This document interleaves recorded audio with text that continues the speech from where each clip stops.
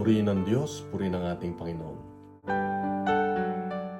Na-experience mo na ba na minsan ay dumalaw ka sa iyong kaibigan o kamag-anak ay biglang sumaya ang bahay nung makita ka?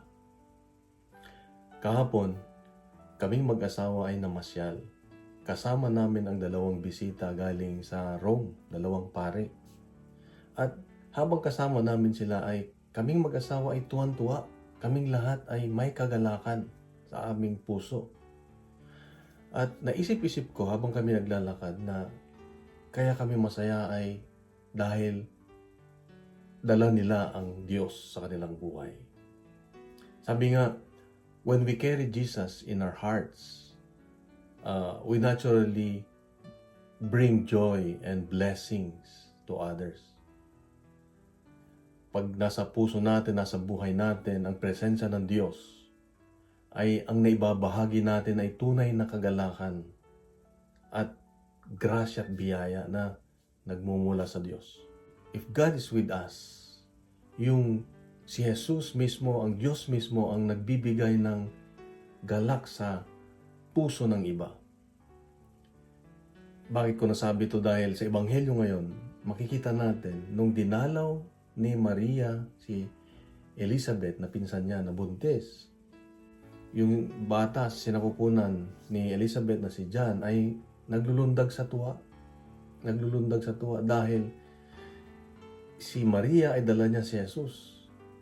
Si Jesus ay nagdala ng kagalakan sa puso, sa buhay ni John at sa kanang nanay niyang si Elizabeth. So, tandaan natin na pag tayo pala ay kasama ng Diyos, tayo ay tagapagdala ng kagalakan at biyaya sa iba. At kung dadalaw tayo, pag ang pinag-uusapan, may kwento, may dasal, merong pagmamahal sa pinag-uusapan at nandun ang presensya ng Diyos, ay siguradong merong tunay na kagalakan. Sabi lang, huwag kang dadalaw kapag hating gabi kasi tulog na, baka hindi na sayang ibibigay mo.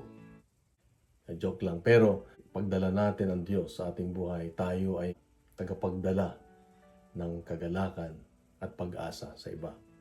At ganoon din ang taong puno ng pagmamahal sa kanyang puso ay walang ibang naisip kundi ang magpasalamat sa Diyos. Kahit malilit na bagay, pag puno ang puso mo ng pagpapasalamat at pagpupuri sa Diyos, ay talagang mapapasalamatan mo ang Diyos, mapupuri mo ang Diyos.